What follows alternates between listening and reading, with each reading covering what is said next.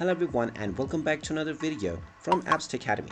In this video, I'm going to show you how to log into your Cash App application on your PC. So let's get started right away.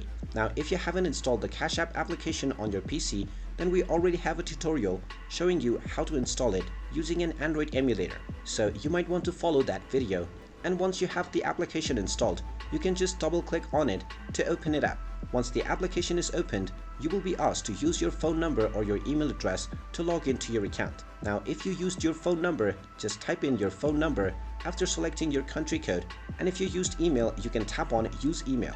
Then just type in your email address and tap on the next button. You will then be asked to check your inbox and enter the verification code that has been sent to the email address that you just entered. So check your inbox and you will find your verification code. Type in this code and tap on the next button, and now you will be asked to enter your Cash App PIN to continue logging in if you have set up a PIN within your account. And now you will successfully be logged in, to your account on Cash App, and you can start using the Cash App right from your PC. That is how easy it is to log into your Cash App account on your PC.